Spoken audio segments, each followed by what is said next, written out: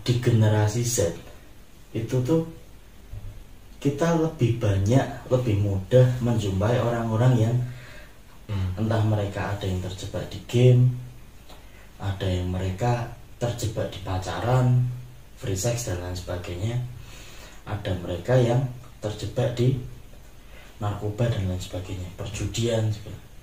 Nah, secara nggak langsung sebenarnya mereka nggak punya tujuan hidup. Ketika kita bisa ngasih tujuan dan tujuan itu bisa jadi doktrin di dalam diri mereka, bisa masuk, itu sambil mereka ngegame pun mereka tahu tujuannya untuk hidup itu apa. Nggak bisa sih kita minta mereka tiba-tiba lepas dari game, nggak bisa. Memang ya itu generasi yang sudah dipenjara dengan sistem, dengan sekularisme gitu. Ya. Nah, ini masalahnya. Jadi gini sih, untuk bisa menanamkan nilai itu kan, value itu ke dalam katakanlah pikiran kawan-kawan generasi Z, padahal kita punya rival, musuh kita itu ya teknologi yang mereka cintai, entah teknologi dalam wujud gadget maupun hubungan-hubungan, relationship yang tadi kamu sebut pacaran dan sebagainya. Nah ini kan lawan kita ini bukan lawan sembarangan ini. Kenapa? Karena sebenarnya yang jadi kekuatan daripada lawan kita adalah intensitas atau keseringannya, gitu loh. Daripada mereka ketemu kita, lebih sering mereka ketemu gadget kan, daripada ketemu firman Tuhan atau pengajaran dan lain sebagainya, atau khotbah atau mentoring atau ibadah. Mereka lebih sering ketemu mungkin pacarnya. Jadi kan kalau kita mau untuk merasuki istilahnya batin mereka dengan nilai-nilai yang baru, maka mau tidak mau ya kita juga harus intensif. Nah intensif ini yang seringkali jadi kendala kita. Yang pertama gini, intensif itu kan paling gampang kan tatap muka ya, ketemu langsung ya, face to face, sentuhan langsung, ada interaksi dua arah. Nah, cuma masalahnya kan ada banyak anak-anak generasi Z yang merasa tidak nyaman dengan itu. Diajak ke ibadah aja mungkin bahkan banyak yang ngeles gitu loh. Apalagi mentoring gitu yang taraf interaksinya lebih dalam. Nah, kemudian berarti kalau seandainya kita dengan tatap muka tidak mampu, nah terus gimana? Katakanlah kita by phone misalkan di WA, di chat, di telepon. Ya kalau ngangkat, ya kalau respon kan gitu kan. Maka cara untuk merasuki batinnya kan ya setahuku sih memang mungkin ya paling bisa pakai gadget juga, akhirnya kita digitalisasi juga. Memang secara hitung-hitungan ya siapa sih mau dengerin konten Kristen kayak begini kan, anak muda kan. Siapa yang mau gitu loh. Tapi ya tak rasa itu satu-satunya solusi terakhir sih. Barangkali dari sekian juta manusia Kristen di luar sana, ada 1-2 orang yang mau untuk mendengarkan obrolan yang rohani seperti ini gitu. Harapannya tipis memang, tapi nggak ada jalan lain gitu loh. Makanya kita ini pelayanan kalau tidak masuk dalam dunia digital, tak rasa kamu tidak akan mengubah apa-apa gitu loh. Itu sih. Di sisi lain ada banyak orang yang punya potensi, banyak gereja misalkan punya potensi SDM yang banyak, ini sisi lainnya. Tapi mereka tidak paham arti pentingnya melayani atau menyiarkan berita pelayanan itu di sosial media. Cenderungnya merasa bahwa sudahlah kan sudah ada pendeta yang lebih terkenal, sudah ada grup musik yang lebih terkenal dan sebagainya. Jadi they do nothing. Padahal kita tahu ini masanya kerajaan digital. Jadi kalau orang mau memenangkan jiwa sebanyak-banyaknya, berdampaklah paling tidak untuk dunia ini, ya pelayananmu harus masuk di digital. Di Matius 24 ayat 14, maka Injil ini harus diberitakan sampai ke seluruh dunia. ya kan? Barulah setelah itu tiba kesudahan masa gereja, yaitu rapture. Jadi Tuhan itu dalam Matius 24 ayat 14, dia meminta kita gerejanya itu pola pikirnya adalah memberitakan Injil dalam rasio global. Kalau gini terus gereja nggak sudah-sudah nih berarti. Sedangkan kalau gereja nggak sudah-sudah, di sisi lain antikris akan tetap muncul. Nah ini gimana dong? Jadi ya, akhirnya ini kalau seandainya, semoga nggak terjadi, tapi seandainya ini terus begini, maka prediksinya adalah dari pihak antikris muncul, tapi gereja belum selesai, Pak. Dan gereja tetap ada di dunia. Maka Great Tribulation akan dialami oleh gereja. Oleh gereja ya. Iya. Dalam kata lain, potensi untuk orang-orang yang sudah masuk ke dalam kategori rapture itu tadi, jadi kayak nggak itu ya, nggak terlaksana. Nggak terlaksana. Nah ini masalah. Kalau hitung-hitungannya kan gitu, kalau kita lihat peta politiknya Alkitab lah, gitu lah. Nggak ngerti pasti opo gitu.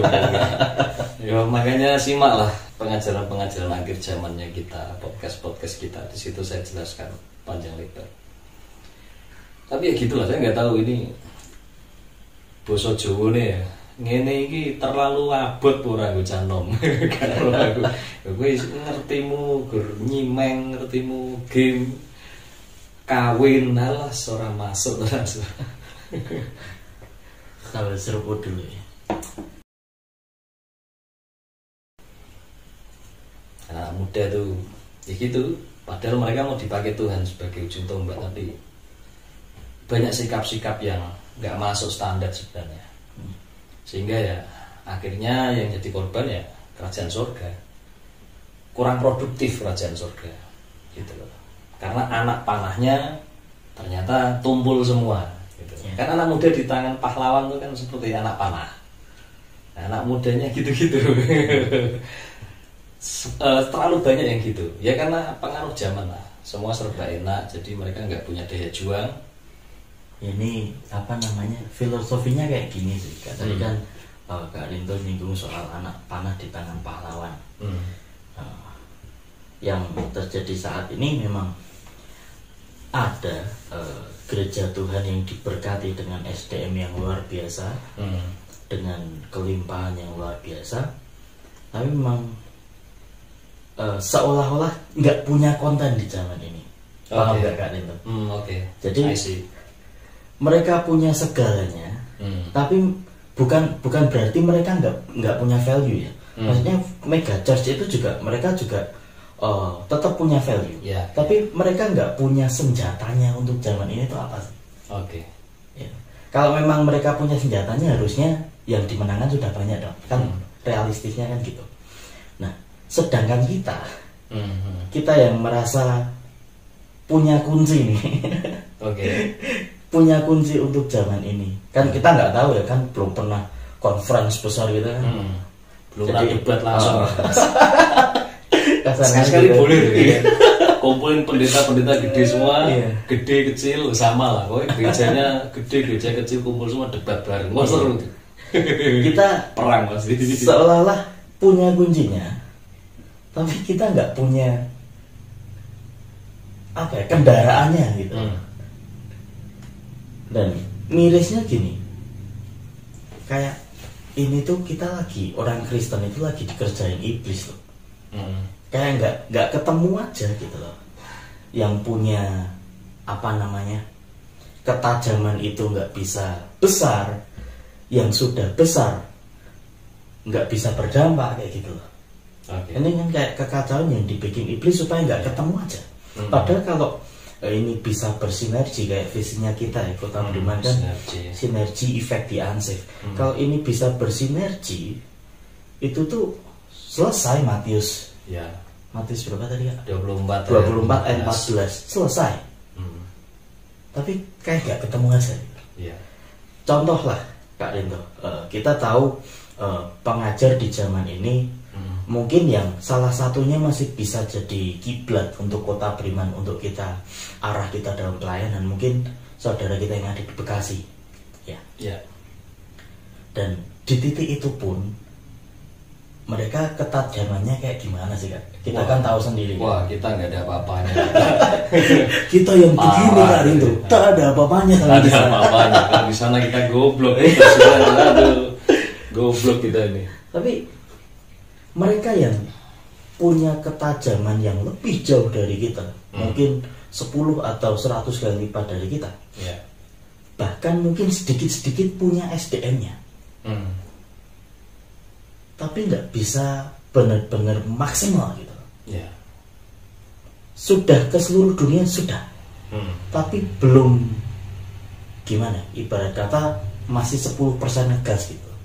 Belum benar-benar bisa berdampak penuh. Sehingga gereja bisa selesai gitu loh, masanya bisa diangkat gitu. Dan kita rasa di titik ini artinya kita orang Kristen di seluruh dunia belum benar-benar menang di dalam doa peperangan. Iya, betul. Ya kan? Kalau kita baca di Daniel ketika ada penghulu malaikat, ya kan? Artinya itu kan salah satu clue untuk di zaman ini kan. Bahkan Alkitab mewanti-wanti untuk memperhatikannya. Nah,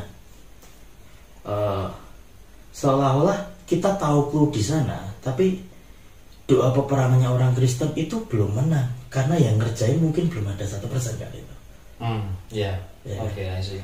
Jadi di sisi alam roh aja belum benar-benar maksimal. Jangankan jiwa dan tubuh gitu. Betul. Iya sih. Jadi memang semiris itu kekristenan. Saat ini kayak nggak ada link yang bisa saling nyambung gitu loh. Semuanya diplesetin semua sama iblis. Iya sih. Itu kok mirisnya kita. Makanya lewat channel ini dengan adanya rubriknya podcast maupun tayangan-tayangan yang lain, kita tuh berharap bisa mengubah frekuensi alam berpikirnya teman-teman Kristen. Nyambung mungkin dengan tadi yang bro omong itu kan keresahan bro kan sebenarnya. Itu murni pikirannya bro Oksa tuh yang ada keresahan semacam itu. Saya juga belum pernah dengar itu dari orang lain. Itu bro saya yang punya keresahan tentang tadi missing link antara gereja gede maupun gereja kecil itu dia punya tuh. Dia pernah ngomong berapa kali, tapi ini dia omongin di sini.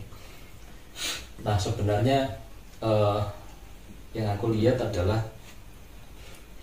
kita ini memang perlu bagaimana caranya mengubah frekuensi alam berpikirnya gereja-gereja, anak-anak Tuhan, nggak cuma gerejanya tapi juga anak-anak Tuhan dimanapun, supaya memiliki frekuensi akhir zaman. Nah, ini loh masalahnya. Ini coba tak luruskan. Tadi kenapa kok seperti ini? Kenapa ada banyak mega church hari ini juga tidak mengerti tentang bagaimana menjangkau jiwa besar-besaran di akhir zaman. Oke, mereka jemaatnya banyak, tapi ya paling perpindahan dari gereja lain dan sebagainya. Tanpa bermaksud underestimate ya, tentu ada sih yang orang asli memang dari bertobat terima Yesus ya tentu ada dari agama lain ya. Betul. Tapi ya kalau dihitung persentasenya ya paling nggak seberapa dibanding yang pindahan dari gereja lain. Nah, kan pertanyaannya kenapa begitu gitu kan? Padahal mereka kalau dibilang SDM-nya nggak ada, omong kosong gitu. Sebanyak itu kok nggak ada SDM. Tentu masalah utamanya adalah, ini kita nggak ngomong soal peperangan rohani atau apa ya. Masalah utamanya tentu ada di pengajarannya. Saya bolehlah teman-teman siapapun ya, entah anak muda maupun bahkan para penginjil atau para pemimpin rohani, tolonglah Anda survei katakanlah di gereja-gereja, coba cek pengajarannya. Saya berani bilang pengajaran gereja tuh ada 5 besar barangkali. Ngomong soal pengampunan, ngomong soal kasih, ngomong soal bertahan dalam pencobaan, ya kan? Ngomong soal ini yang paling banyak, berkat Tuhan. Terus kemudian ngomong soal keluarga bahagia. Ya paling tidak seputar itulah. Topik yang keempat sama kelima paling laris itu. 4, 5 itu udah senjata narik orang ya. Nah, coba bayangkan gereja dari waktu ke waktu tiap minggu Dan itu terus menerus berbulan-bulan, bahkan bertahun-tahun, ya kan? Diisi pengajaran seputar itu aja. Nanti tambahannya apa? Luka hati, ya inilah tadi makanya ada pengampunan, itu kan soal pemulihan gitu-gitu. Nah coba kita gereja isinya begitu terus, ibarat adalah self-centris, ke diri sendiri terus. Nah maka dengan kata lain, gereja selama bertahun-tahun, berabad-abad sedang diajari untuk melihat bahwa seolah-olah Kristen itu adalah urusan Yesus ngurusi hidup kita. Nah orang Kristen di mana-mana gitu loh Bang. Dan itu bukan cuma dosa 1-2 tahun, ini berabad-abad sebenarnya. Nah, saya lihat sudah begitu. Budaya Sudah dari budaya. abad-abad yang sebelumnya. Ya. Nah terutama dalam beberapa puluh tahun terakhir ini, gereja begitu kuat ngomong tentang itu tadi, keluargamu harus bahagia, keluargamu harus diberkati, kamu harus mengasihi sesama, gitu-gitu. Nah terutama soal berkat dan keluarga bahagia, seperti yang Bro bilang tadi, ini dalam kurun waktu puluhan tahun ini begitu kuat ngomong hampir di seluruh gereja mungkin, terutama Indonesia ya, kita ngomong kekristenan di Indonesia. Nah itu nggak salah sebenarnya firman soal itu, karena Tuhan memang kepengen begitu.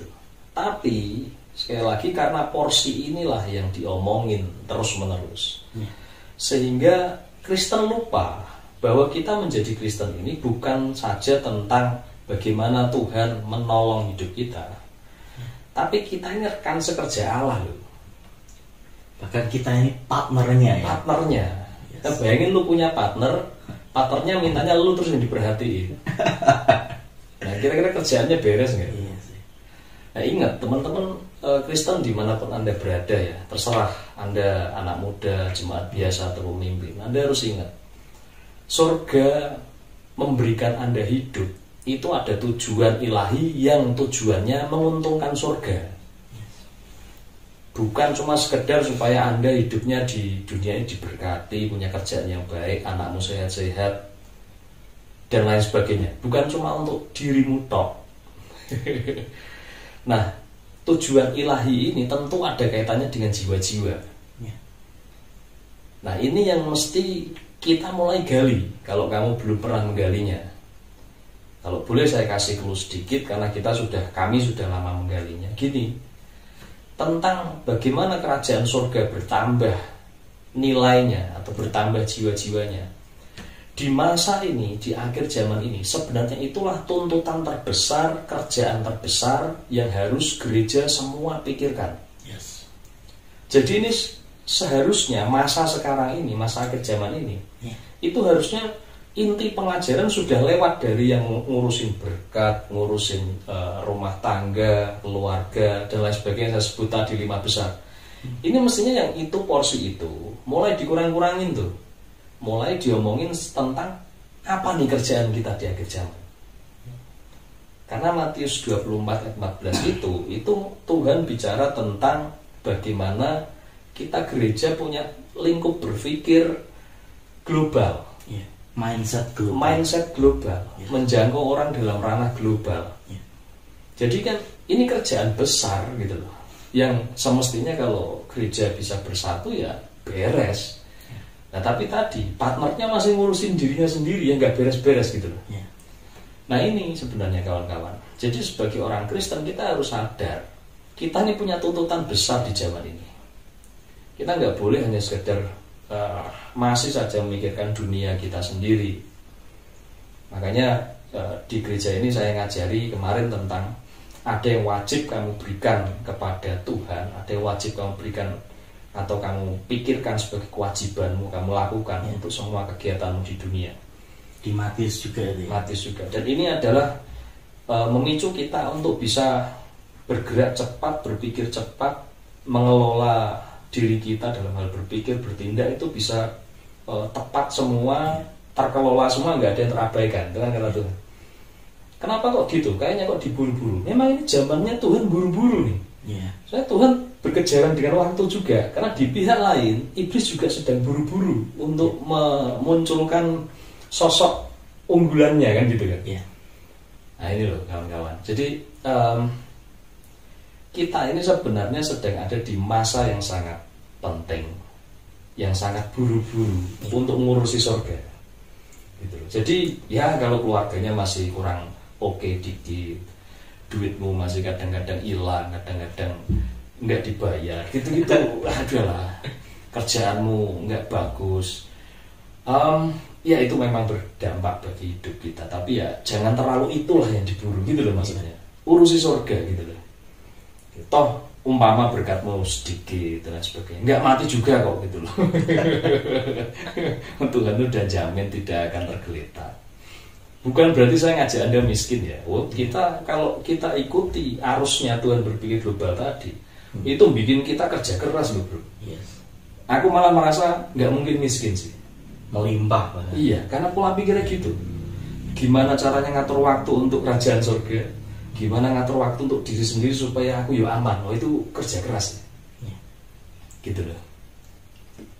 Makanya ini tadi kita podcast baru jam berapa nih? Kita main 10:30 ya.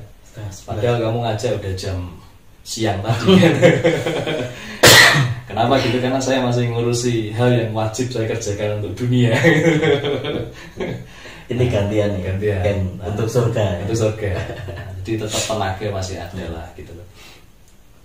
Ya, kalau kita ngomong soal kekristenan yang udah jadi budaya ya Kak Arinto ya. Tadi kan Kak Arinto sempat nyinggung bahwasanya pengajaran itu sudah turun menurun, sudah jadi budaya, yang diajarin ya cuma itu aja.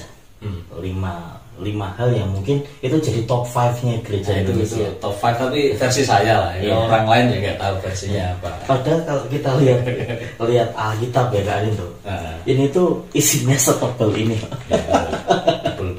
Bayangkan isinya setebal ini, tapi memang gereja-gereja ya balik lagi cuma nyampein apa yang jadi materi-materi yang disukai orang. Ya. Dan padahal kita sendiri ngerti Kak Arinto. Jadi bahwasanya kita kan semuanya pernah sekolah ya. Jadi kita pernah ngalami yang namanya sekolah dasar, SMP, SMA, bahkan selesai kuliah gitu. Di setiap tahapan, di setiap step itu pasti punya tingkat kesulitannya masing-masing. Nah, mungkin di 5 top 5 itu tadi, itu tuh kayak kalau kita melihat kita udah belajar di Kota Priman, belajar soal Tuhan yang murni, yang sesuai dengan Alkitab. Ya. Mungkin itu masih di tahapan sekolah dasar loh Kak itu. Oh iya benar. Ya. Ya. Jadi seolah-olah kekristenan itu sendiri dibodohi berabad-abad supaya nggak naik kelas gitu. Ya, itu kalimat yang bagus. Nggak pernah naik kelas. Taunya ya pengampunan, kasih, berkat Tuhan, dan 2 yang lainnya tadi. Padahal kalau kita lihat tadi Alkitab setebal itu nggak mungkin cuma ngajari hal yang disukai Anda gitu loh. Jadi cukup miris kalau Anda makan itu dan Anda ngomong puji Tuhan, Anda sudah bersyukur. Anda juga harus sadar bahwasanya Anda sudah berpuluh-puluh tahun nggak naik kelas. Iya, betul. Kekristenan sudah berabad-abad nggak pernah next step. Gitu. Ya miris di situ Kak itu. Sehingga kalau mungkin kita nggak, kalau kita ngelihat diri kita nggak mungkin dilebih-lebihin ya kita Kak itu ya. Mungkin kalau aku sadar diri ya, aku masih SMP lah. Iya betul. Iya kan. Betul. Tapi setidaknya kekristenan itu bertumbuh gitu loh. Ketika kamu ngerti bahwasanya Tuhan Yesus itu sumber yang benar, Alkitab itu satu-satunya sumber yang valid di dunia ini. Harusnya ketika kamu belajar di sana, kamu itu bertumbuh. Iya sih. Tapi ketika tidak ada pertumbuhan yang sudah terjadi berabad-abad, ada pembodohan yang sudah terjadi berabad-abad, artinya ada yang salah kayaknya di sini. Kalau tadi Kak Arinto mungkin nyinggung ada pengajaran yang itu aja yang disampaikan. Tapi mungkin juga kalau kita mau tarik lagi Kak Arinto, kalau kita mau bongkar nih dapurnya gereja, orang bisa jadi pendeta, bisa jadi pengajar firman, itu kan kebanyakan pasti sekolah teologi. Ya. Sedangkan coba pertanyaan ini saya kembalikan ke semua netizen yang lagi ngeliat obrolan kita. Oke. Kalau kamu punya anak, apakah kamu akan berinvestasi besar ke anakmu? Itu yang pertama. Ketika kamu sudah berinvestasi besar ke anakmu, apakah kamu akan memasukkan anakmu ke sekolah teologi? Saya yakin jawabannya perlu dijawab ini. Biasanya sih jawabannya tidak. Ngapain kan gitu kan? Banyak orang sudah berinvestasi ke anaknya sejak kecil, dikasih les, mungkin buat yang punya uang, anaknya dari sejak kecil dikasih makanan-makanan, investasi pemikiran yang bagus gitu. Setelah besar, kebanyakan tidak dimasukin ke teologi. Ya. Mereka didoktrin bahwasanya sejak kecil mereka harus sukses, cari uang. Dan kategori sukses itu adalah kamu punya banyak uang, sehingga kamu harus bekerja sebagai dokter, sebagai pebisnis, sebagai minimal amannya sebagai guru dan lain sebagainya. Ya.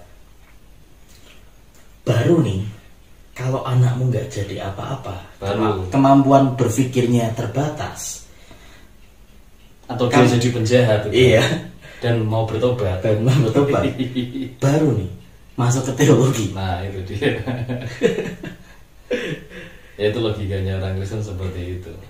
Dan bayangkan ketika SDM yang seperti ini yang dipunyai Tuhan, yang diterima di sekolah teologi, mungkin sekolah teologi terimanya pengennya yang bagus-bagus sekali tuh, tapi adanya ini ya udahlah, kita olah sebaik mungkin. Tapi dengan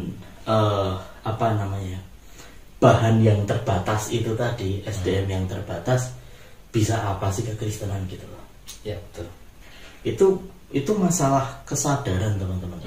Jadi kalau kita lihat di agama yang lain mungkin yang mayoritas di Indonesia, mungkin saya berani cek bahwasanya memang ada pengajar-pengajar yang tidak sepenuhnya bisa ngasih value lebih untuk jemaahnya. Tapi juga banyak juga pengajar-pengajar cendekiawan yang lahir di situ. Ya kan? Mungkin 40-60 lah, 40 yang yang benar, 60 yang ngaco gitu. Mungkin head-to-headnya kayak gitu. Memang sebegitu mirisnya orang Kristen. Tuhan dikasih SDM yang sisa-sisa. Karena ya itu tadi, orang Kristen pendetanya ngajarin sukses itu berkat Tuhan, itu ditanamkan ke anak sama orang tua, kamu harus jadi kamu harus diberkati, kamu harus punya uang. Akhirnya anaknya besar jadi orang, mereka punya karir, tapi mereka lupa bahwasanya orang Kristen itu juga punya tanggung jawab yang sama untuk ngasih value tambahan ke surga gitu. Jadi nggak match lah antara project besar yang dibangun Tuhan dengan SDM yang sangat-sangat seadanya. Gitu. Emang benar sih, itu miris Kristen seperti itu ya. Sebenarnya itu sebuah, kalau saya menyebutnya lingkaran setan. Benar. Karena begini loh, kenapa saya sebut lingkaran setan? Ya, ini nyoroti soal tadi ya, kenapa orang Kristen nggak peduli tentang Tuhan sehingga teologi tidak laku dan sebagainya. Jadi orang tua pasti tidak akan ada yang mau sebenarnya ya nggak semua, tapi mungkin 90% lebih itu nggak akan mau anaknya ke teologi ya. Tentu yang dipikir, kalau kamu teologi kamu makan apa, kamu mau kerja jadi apa, seandainya jadi pendeta ya paling begitu kan gitu kan. Seolah-olah hanya dibayar dari belas kasihan orang, kecuali dia masuk dalam sebuah gereja yang besar, beda lagi. Nah biasanya seperti itu.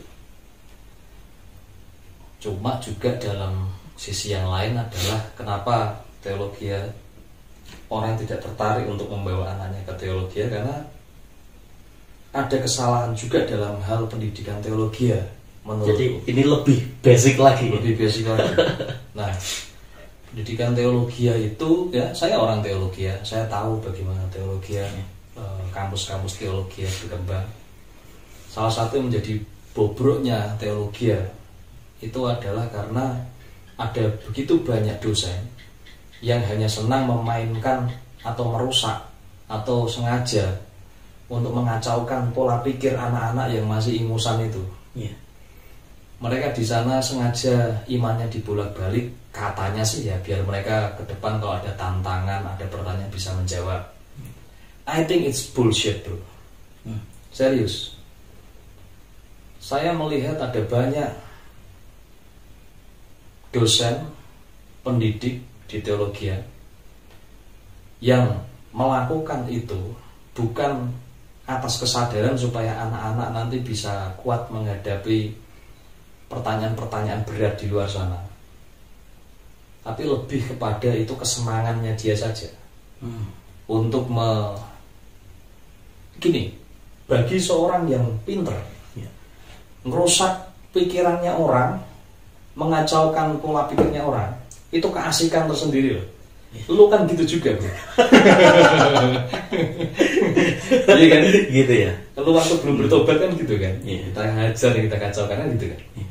Nah itu ada, itu dosen-dosen yang saya rasa istilahnya belum selesai dengan dirinya sendiri. Itu banyak sekali yang seperti itu. Itu bagi mereka itu fun, bagi mereka itu itulah pride-nya mereka. Yeah. Tentu kalau sudah begitu ya nanti kalau omong-omong ya itu demi pelayanan, demi itu. Tapi enggak sih, waktu lu di kelas lu fun untuk ngacauin mereka. Dan itu mirisnya, ini anak-anak polos-polos loh. Yeah. Kalau kamu masuk ke kampus teologi, saya yakin ini semua pasti membenarkan. Di kampus teologi manapun, itu lebih banyak orang dari luar Jawa loh yang masuk. Yes. Dan kita harus tahu Indonesia saat ini di luar Jawa itu tingkat pendidikannya masih lebih rendah dari Indonesia. Dari Jawa ya? Dari Jawa. Yeah.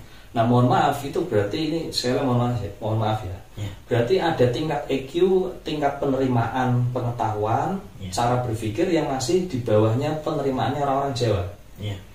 Nah bayangkan orang-orang semacam ini, apalagi saya juga pernah punya teman itu dia dari NTT masih pelosok lagi, wah orang kayak gitu. Yeah. Ini dicekoki pola pikir yang merusak, katakanlah bolak-balikan imannya. Dan itu sebagian besar murid-murid seperti itu. Yeah. Nah orang model kayak begini dikacaukan pikirannya, bukannya dia tambah kuat menghadapi pertanyaan masyarakat, hilang imannya. Yeah. Saya ketemu itu. Saya waktu mimpin senat mahasiswa, saya pergi melancong lah ke kampus-kampus lain. Ada yang tiba-tiba keluar dari kelas, ini kampus lain sih, bukan kampus saya. Ada yang ngomong, wah aku udah nggak percaya Yesus lagi loh, ikut piye. Parah. Kampus teologi padahal. Ini gendeng tak pikir.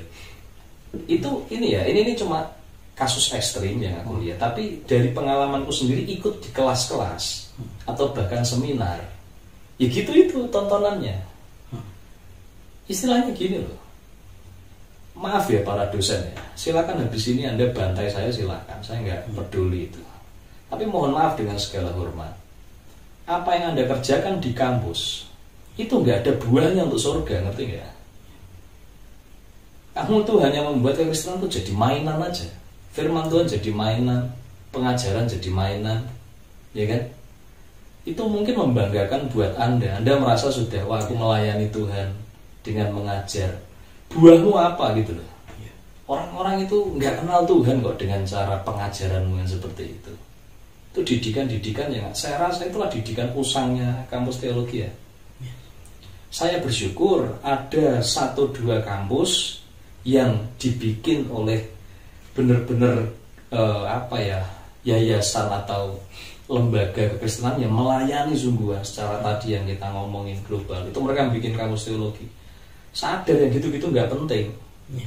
Makanya mereka akhirnya lebih banyak katakanlah teori-teori yang terapan untuk bisa bagaimana jangkau jiwa di lapangan begitu loh. Oh, ini yang di Bekasi. Yang di Bekasi itu gitu lah.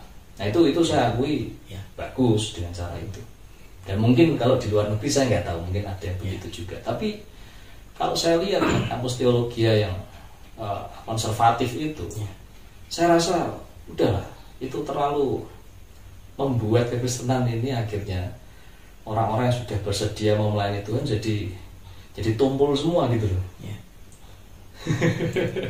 Nah itu masalahnya. Nah, coba bayangin kita sebagai orang tua, katakanlah papamu lah, seandainya dia tahu teologi seburuk itu kualitas pendidikannya, sekalipun dia cinta Tuhan misalkan, Pak, pengennya kamu kenal Tuhan, masa iya dia akan merelakanmu untuk diajar di lembaga yang seperti itu gitu ya? Enggak. Saya pendeta, saya juga pernah di teologi. Saya sendiri aja ngomong anakku nggak usah teologi lah. Gitu. Bukan karena saya benci teologi.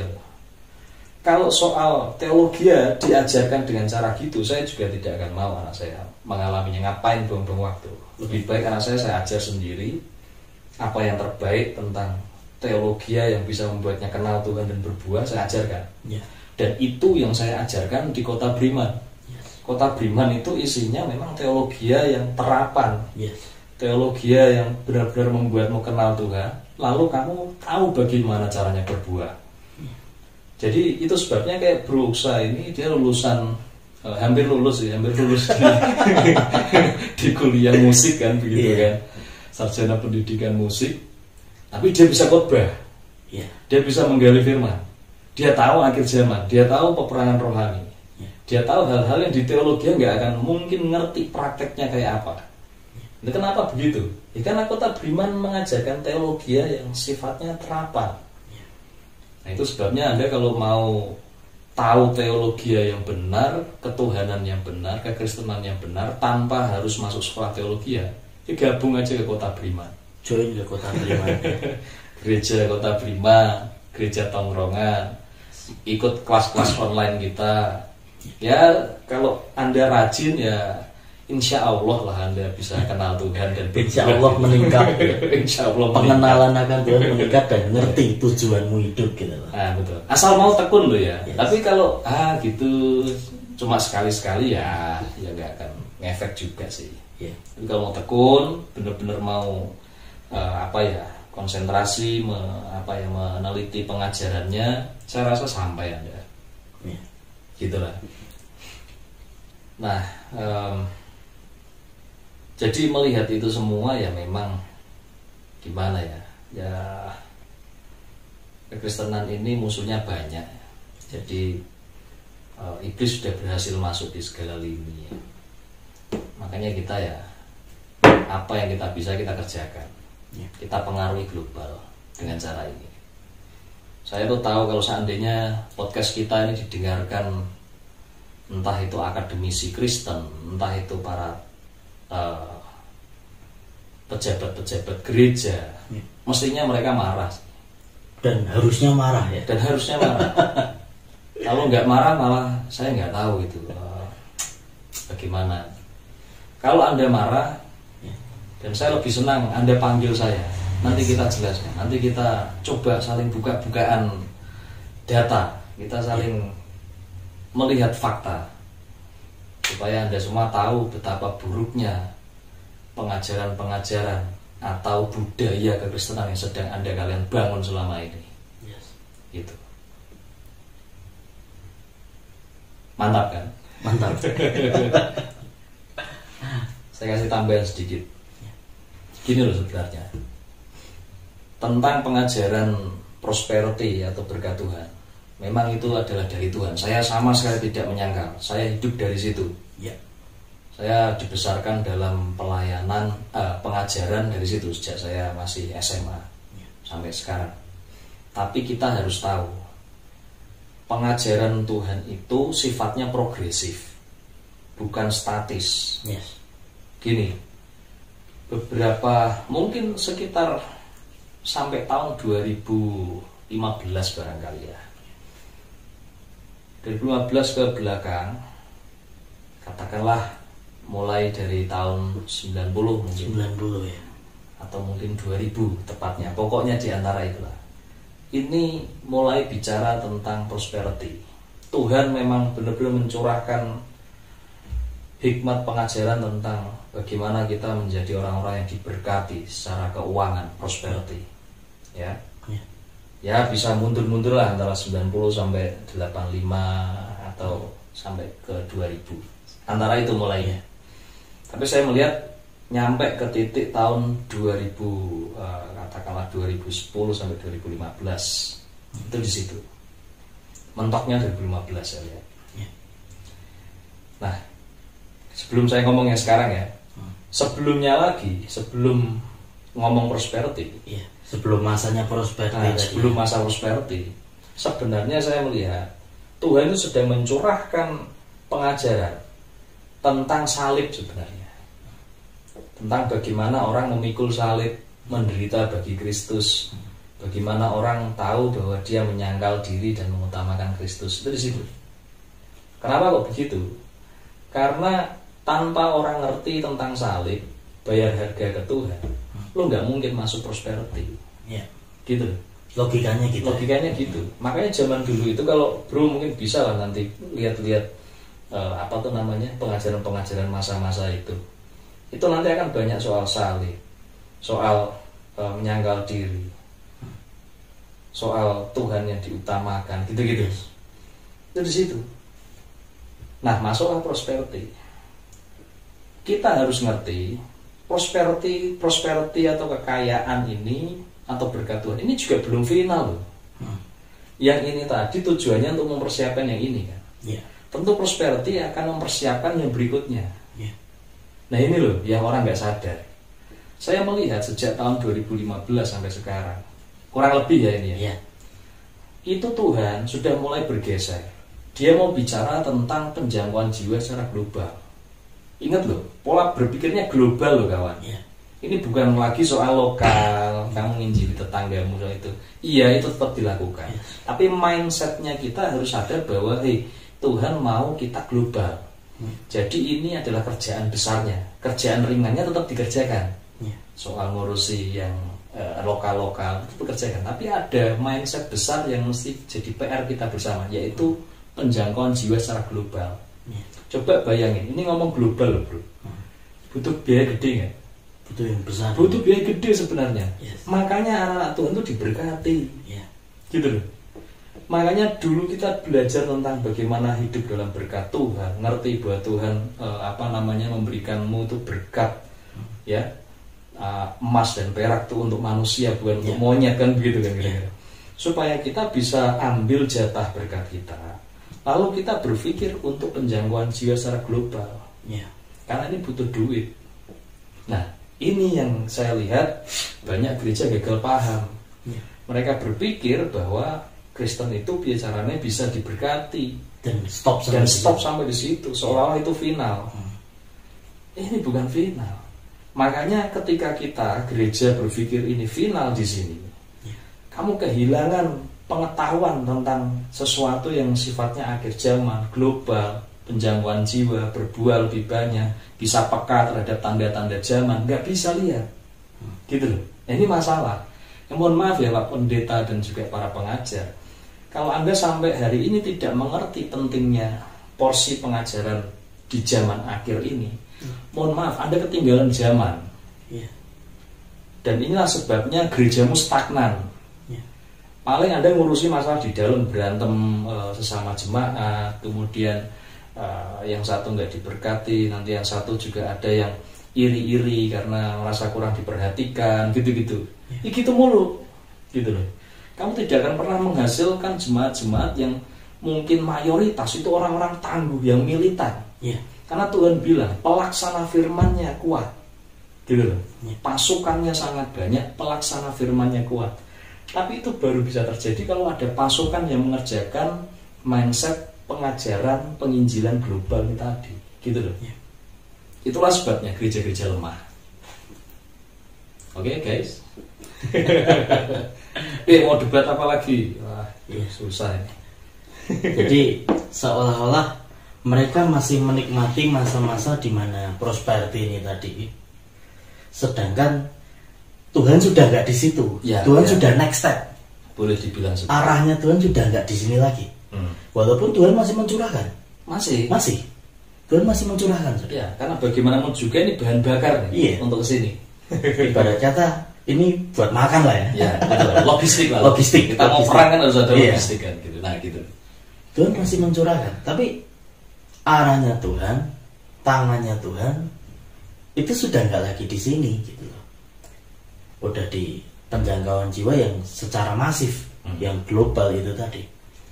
Makanya benar yang dikatain Kak Arinto tadi, ada kehampaan, ada keampangan di dalam gerejamu. Mungkin kalau lebih tegasnya kayak gitu, kamu bergereja tapi kamu nggak ngerasain Tuhan, yaitu karena pengajarmu tidak ada di ruang lingkupnya Tuhan yang ini tadi, yang soal jiwa-jiwa, yang soal penjangkauan global ini tadi. Sehingga tolong, ini buat seluruh jemaat Kristen di seluruh Indonesia, silakan Bro, tolong nasihati gembalamu. Nah itu juga semoga bisa. Iya kan, kalau di politik kan ada pemerintah, ada oposisi gitu kan. Iya. Kenapa aku bilang semoga bisa? Itu paling sulit saudara. Iya. Nah, belum selesai kan itu. Belum ya. Kalau di pemerintahan kan ada pemerintahan, ada oposisi, supaya saling kritik gitu kan. Pemerintah mengerjakan, ada oposisi yang memang mengkritik pemerintah, yang melawan pemerintah. Nah, di gereja itu juga harusnya seperti itu. Seorang gembala, ya nggak boleh dibiarkan bahwasanya kebenaran hanya dari dia saja. No. Sedangkan tidak semua gembala itu belum tentu mereka punya kepekaan rohani atau pengenalan akan Tuhan atau pengetahuan akan Tuhan yang mumpuni. Sehingga harus ada pihak oposisinya juga di gereja. Jemaat-jemaat yang mau menasehati. Kalau kita ngomong kasih ya, harusnya kasih itu digunakan yang seperti ini kan itu. Menasehati gembalanya supaya gembalanya bertobat dan tak cari tahu hatinya Tuhan lagi di mana. Ya betul. Nah, tapi seperti yang dikatakan Kak Arinto tadi, kalau nggak bisa, ada satu wadah buat Anda semuanya. Kota Beriman Church. Yes. Kita siap fasilitasi Anda semuanya yang mau berbuah untuk surga. Tujuannya surga ya. Itu Kak Arinto. Ini termasuk Anda dari kota manapun ya. Memang kami ini ya lakukan podcast dan juga pelayanan ini senternya di Salatiga masih kota kecil, tapi kami sedang berpikir bagaimana caranya member kami bisa global. Sekali lagi ya, global. It's not just Salatiga, Central of Java atau Indonesia, no. Kita sedang berpikir dan terus diusahakan bisa global. Jadi Anda di kota manapun atau di negara manapun yang mendengarkan ini, kalau kamu ingin belajar kekristenan dengan tepat, bisa berbuah ya untuk kerajaan surga, silakan bergabung dengan Kota Beriman. Dari kota manapun, kita akan terus berupaya bisa melayani Anda. Gitu loh. Walaupun kota jauh tetap bisa jadi member. Gitu kan. Tetap bisa kita berikan makanan rohani yang segar, sehingga kamu nantinya jadi pemimpin di kotamu gitu. Amin. Gitu kan? Ya, logikanya yang gitu. Kalian ikut Kota Beriman tidak hanya jadi follower. Nah itu. Kalian di sini dididik untuk jadi pribadi yang memang siap untuk mengerjakan Injil ini diberitakan ke seluruh dunia. Ya, betul. Maka dari itu kalian ketika gabung jangan hanya nikmati saja, makan itu baik-baik, latih otot-otot pelayananmu sehingga kamu bisa bikin Kota Beriman di kotamu. Bahkan ini tidak ngomong soal Indonesia saja, buat kalian yang ada di luar pun ya, kalian yang tentunya ngerti bahasa kita, kalian jangan insecure bahwasanya ini cuma ada di Salatiga. Enggak, kita lagi berpikir gimana caranya kita bisa nyampe ke kamu. Itu jadi logikanya ketika kalian gabung ke Kota Beriman, kalian tidak hanya dikasih makan untuk jadi follower, tapi next kalian jadi leader-leader, jadi orang-orang yang menentukan bahwasanya surga bisa nggak benar-benar menuai di zaman ini. Ya betul. Keren kan? Nah itu. Jangan ragu-ragu lah. Dan ini saya yakinkan satu hal lagi, kalau teman-teman Anda termasuk orang yang ketika mendengar ini Anda tergugah, rasanya kok wah ini yang saya tunggu nih. Saya kepengen itu bisa menjadi orang yang berguna untuk kerajaan surga, tapi nggak tahu wadahnya di mana. Kan ada yang kayak gitu, Bang. Betul. Mau masuk ke gereja takut karena gereja kayaknya isinya orangnya suci-suci semua. Seringnya mereka kalau ada yang salah dikit langsung jadi hakim semua. Wah, kan gak enak. Atau mungkin Anda takut ke gereja karena rasanya formal sekali gereja itu. Sehingga apa-apa sedikit nggak boleh, ya kan? Merokok nggak boleh. Kemudian apalagi ya, pacaran nggak boleh. Wah, itu kejam itu. Kemudian pokoknya serba nggak boleh gitu. Nah, tapi Anda punya kerinduan untuk benar-benar bisa menjadi orang yang berbakti pada surga, memimpin, kemudian benar-benar melayani banyak orang. Nah ini Gereja Kota Beriman cocok buat Anda. Ayo gabung aja. Nanti Anda juga akan menjadi, diajari lah, kita sama-sama belajar lah untuk menjadi pemimpin-pemimpin di sana yang bisa memimpin banyak orang. Apakah mudah pelayanan? Pelayanan tidak ada yang mudah. Tapi bersama Tuhan itu indah. Nah itu ya. Gitu aja sih. Nikmatnya di situ ya. Nikmatnya di situ. Oke. Kita ngomong soal mau bikin global segala macam. Ini tidak mungkin hanya dilakukan sendiri. Ini butuh banyak orang terlibat. Maka saat kami share ini kepada Anda, bukan dalam arti sudah siap, belum, sama sekali belum. Ya, bagi kami ini masih belum ada apa-apanya, belum ada orang, sangat mentah. Maka kalau Anda tertarik dengan visi ini, ayo gabung. Bukan sebagai member saja, tapi sebagai partner-partner kami. Karena ini butuh banyak orang. Kami hanya bisa mempengaruhi, maka hasil akhirnya adalah action dari Anda. Keputusan ada di tangan Anda. Ayo gabung di Kota Beriman, nomor nanti ada di deskripsi. Oke? Atau ditulis di sini? Di sini aja ya. Oke lah. Tak rasa gitu dulu ya, atau gimana Pak? Gitu dulu ya. Oke lah ya, sampai ketemu lah kawan-kawan ya. Nanti di topik berikutnya. Hari ini sudah cukup panas. Semoga yang mendengar mau mendengarkan sampai selesai. Ya. God bless. God bless.